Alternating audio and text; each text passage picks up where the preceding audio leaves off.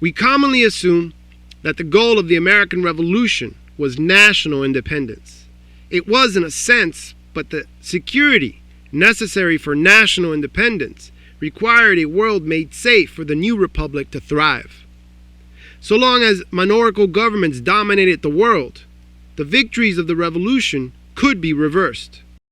National independence demanded that the United States serve as a model for other people to force their governments to emulate. If this appears to follow Jonathan Winthrop's warning that the Puritans must consider that we shall be as a city upon a hill, the eyes of all people are upon us, it does. Winthrop's sermon was definitely an intellectual artifact that established the culture of American exceptionalism. The idea that American government should be duplicated by other nations internationally. Note, the argument is not that America was exceptional. That is a subjective belief. The point is that the idea held by American colonists and later American patriots of the exceptional nature of their land and its people defined for them the ultimate ends of the Revolution and the United States government. In the early years of the American Republic, a minister told his congregation that the United States was the primary agent in redemptive history. The U.S. Revolution would wake up and encourage the dormant flame of liberty in all quarters of the earth, and thereby open and prepare minds for the more easy reception of the truth and grace of the gospel. In Common Sense, Thomas Paine predicted that even though every spot of the old world is overrun with oppression, freedom has been hunted around the globe. Asia and Africa have long expelled her. Europe regards her like a stranger, and England has given her warning to depart. The United States would receive the fugitive liberty and prepare in time an asylum for all mankind. The revolutionary generation intended for the United States to serve as a model and hoped to illuminate the world with its example. In the case of Paine, they perceived a government powerful enough to open its borders to the oppressed and the intellectually stifled of the world. In such ways, the United States connected with the world. The American revolutionaries did not expect the new nation to remain isolated. In 1783, Israel Stiles, the president of Yale University, preached about the exceptionalism of the new nation. This great American revolution will be attended to and contemplated by all nations. Navigation will carry the American flag around the globe itself. The revolutionary generation believed that their new government would be a city upon the hill and a haven for the discontented people of despotic governments.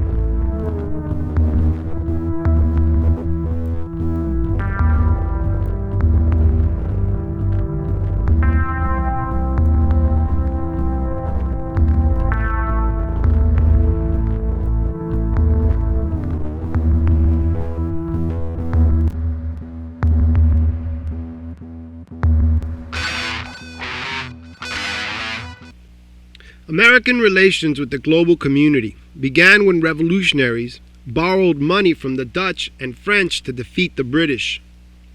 The loans defined the U.S. government as an ally of Britain's enemies. American entanglements in European affairs helped revolutionaries gain national independence. Once the revolution was won, however, the Founding Fathers worked to detach the new nation from European rivalries. So even though the competition between Britain and France granted the revolutionaries advantages initially, many argued that the corrupt governments of Europe would ruin the Republican experiment if they pulled the U.S. into their squabbles. The Constitution, drafted in the late 1780s, looked to minimize the power of the states, partly to protect the Union from the political and military influence of European governments. The news of the French Revolution in 1789, just as the Founding Fathers completed work on the U.S. Constitution, encouraged the culture of American exceptionalism and weakened any hope of isolationism that its advocates had. Newspapers interpreted the revolution in France as a sign of the commencement of a golden age. The demise of the French monarchy increased the confidence of many American leaders. They felt pride that they were the pathfinders, and their resistance to despotism led in the day, and the rights of man became legible and intelligible to the world. The United States had provided the code for the development of a higher form of government. It was happy to share it with the oppressed of the world.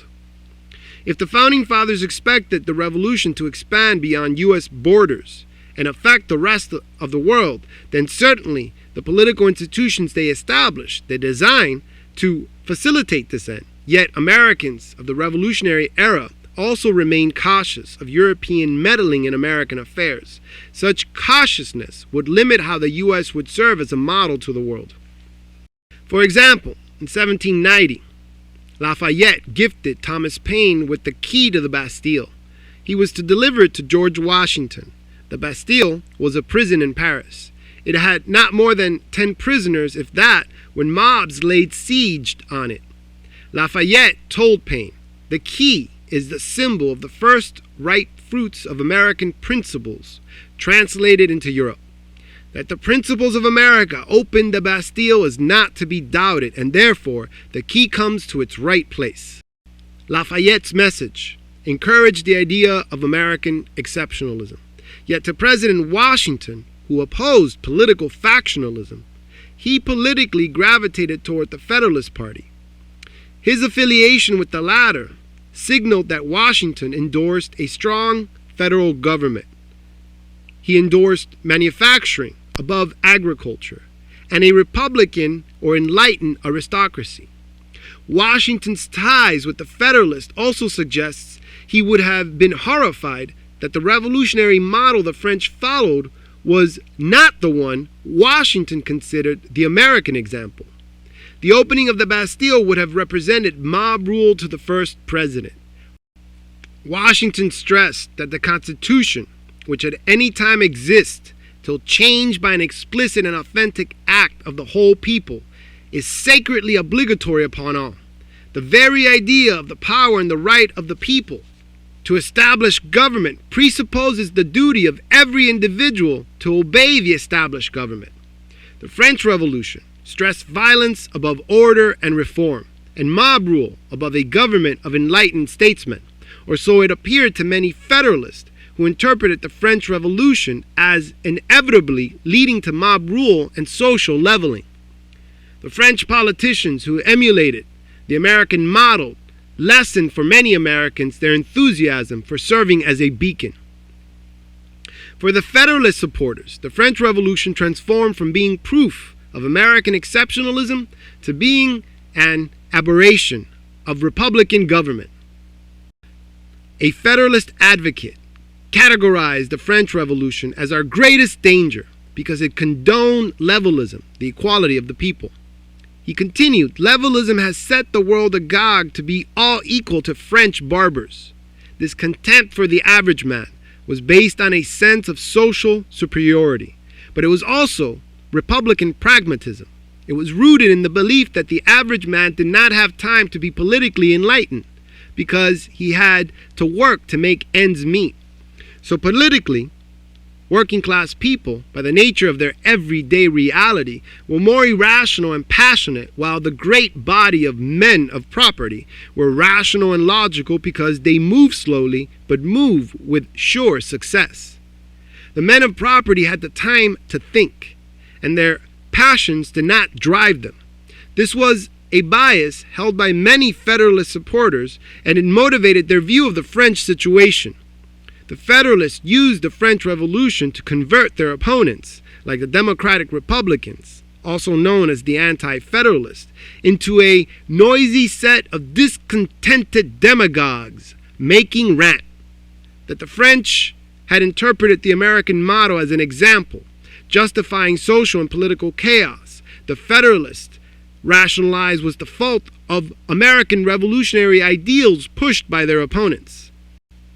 One political cartoon from the Democratic Republican press had Washington climbing stairs to a guillotine. It was titled "The Funeral of George Washington." This liberty of expression proved to many Federalists, like Hamilton, not that the French revolutionaries had misread the U.S. example, but that the U.S. example was corrupt somehow and deserved some fine-tuning. By the middle of the 1790s, it was clear. The cost of American political ways, inspiring the world, was a probability of international crises, triggering domestic political rivalries. The Democratic Republican Party insisted that the U.S. had an interest in the survival of the French experiment. The Democratic Republicans advocated states' rights and the interest of the small farmers above the manufacturer. One Democratic Republican newspaper warned, "Upon the establishment or overthrow of liberty in France, probably will depend the permanency of the Republic in the New World." James Madison prayed for the success of the French Revolution, not only from the general attachment to the liberties of mankind, but from a peculiar regard for our own. The supporters of the Democratic Republican Party disagreed with the political turmoil in France and the methods applied to remedy them. Nevertheless, they predicted, failure in France would encourage his opponents in the U.S., like Alexander Hamilton and other Federalists, to become, as Jefferson warned, the apostles of English despotism. The failures of the French Revolution had revealed the British sympathies of some American revolutionaries. In Common Sense, Thomas Paine argued that American exceptionalism originated in the distance separating the North American colonies from Britain. To Paine, it was proof that the authority of the one over the other was never the design of heaven. Isolation here was the fertilizer for Republican liberty, for American individualism, and for the will to be self-sufficient. Parliament threatened this isolation when it attempted to tighten its grasp over its northern colonies in the aftermath of the French and Indian War. American revolutionaries struggled to protect the independence that geographical isolation granted them. When they resisted Parliament's taxes, Paine went further, echoing Winthrop's warning. He declared, "The Reformation was preceded by the discovery of America as if the Almighty graciously meant to open a sanctuary to the persecuted in future years, when home should afford neither friendship nor safety." The revolutionary generation categorized America as the one place in the world where the forward-thinking individual could escape from the stifling traditions of the rest of the world and experiment with progressive institutions. The isolation that geography provided, it seemed, was being overcome by the international crises the American Revolution instigated. By 1791, revolutionary ideals had crossed the Atlantic from the United States to France and back across to Santo Domingo, modern-day Haiti. 100,000 slaves revolted. The uprising led to the political killings of 4,000 whites. By March 1792, France submitted to the demands of Haitian freedom fighters and granted black males the right to vote. James Madison warned, "The scenes which are acted in Santo Domingo must produce an effect on all the people of color in this and the states south of us, more especially our slaves, and it is our duty to be on our guard to prevent any mischief resulting from it." A senator in South Carolina stated after Haiti declared its independence, "Our policy with regard to Haiti is plain. We can never acknowledge her independence." Even Democratic Republicans had become spooked by what they perceived were the extremes of the French political situation, and it appeared to many that geographical isolation would not serve as protection. By 1794, many Federalists believed that the isolation that Paine praised had not protected the United States from the threat of French political radicalism. The arrival of the French minister Edmond Charles Genet threatened French infiltration into American domestic affairs. Instead of the French minister traveling directly to Philadelphia, the site of American government during this period, he went on a speaking tour starting at South Carolina and continuing northward to gain the support of the American people for the French cause. Genet's adamant belief in the immediate sovereignty of the people made him feel he was justified in going over the heads of the Washington administration. Genet also became involved in conspiracies that threatened American neutrality at sea. Genet's arrogance against the U.S. government even alienated Thomas Jefferson, who as a member of the Democratic Republican Party had supported the French revolutionary cause initially. Jefferson affirmed in the aftermath of the Genet scandal that the Democratic Republican Party was firm in their disposition to support the U.S. government. It was the political and diplomatic disrespect of what Genet's behavior constituted that the people were above law and order that decided for the Federalists and, reluctantly, the Democratic Republicans that the United States should be more cautious of how it served as a sanctuary for the oppressed of the world. The supporters of the Federalist Party turned to Britain to provide for the United States a check against the threat of foreign revolutionary ideas. The belief in American exceptionalism had driven Americans to oppose Britain, and less than 20 years later, American exceptionalism propelled Americans toward Britain as a defense against French revolutionary ideas. John Jay, with the approval of Washington and other fellow Federalists, negotiated a treaty with Britain in 1794. Jay's Treaty, as it was called, granted Americans full power over the entire Northwest. It allowed citizens of the United States and Britain to freely cross the border between the U.S. and Canada. It also allowed citizens of the U.S. and Britain to navigate freely all waters within the U.S. and Canada, including the Mississippi River. More troubling to many supporters of the Republican movement was that Jay's Treaty obligated the U.S. to repay the pre-1783 debts of Americans to British creditors. It proposed that any border disputes that existed between the U.S. and Canada were to be settled by a joint British-American arbitration commission. The U.S. accepted Britain's definition of the trading rights of neutrals in time of war. U.S. also agreed that it would not allow its ports to be used as bases of operation for ships of Britain's enemies. Finally, the U.S. agreed to grant Britain most favored nation status. In return, Britain granted the U.S. most favored nation status for trade with British Isles and British East Indies. American exceptionalism, the belief that the U.S. was so special that its form of government would serve as an example to the world, had created domestic tensions. The Democratic Republican press began a propaganda campaign to delegitimize Jay's Treaty and Federalist Party's monarchist inclinations. Washington addressed these divisions in his farewell address in 1796. He stressed that unity of government is a main pillar in the edifice of your real independence. That he stressed union as the fountainhead of liberty suggested that Washington did not trust the cultural values perpetuated by American exceptionalism, because Americans became so concerned with spreading their political gospel that they allowed themselves to be swayed by global rivalries.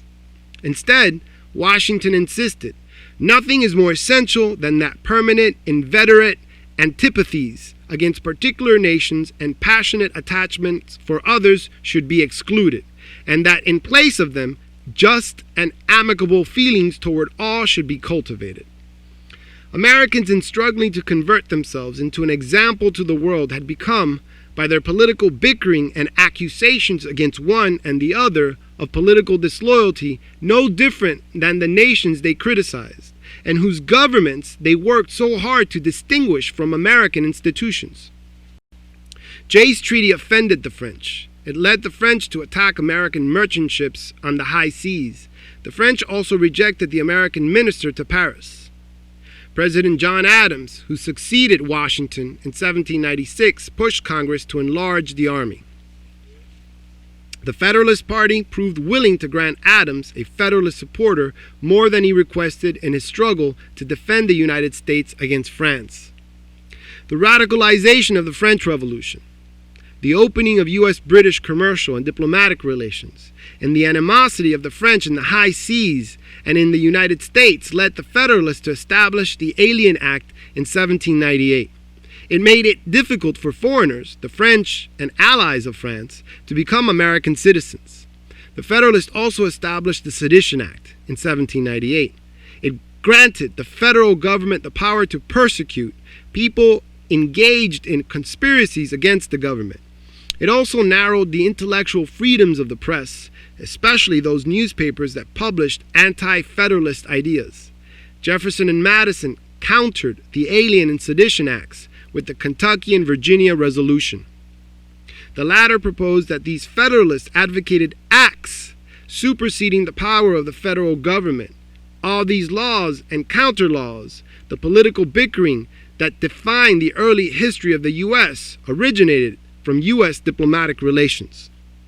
The euphoria inspired by the defeat of the British in 1783 had led Americans to believe that the end of nationalist independence would be the United States serving as an asylum for the oppressed of the world, and U.S. institutions setting an example for the world to follow.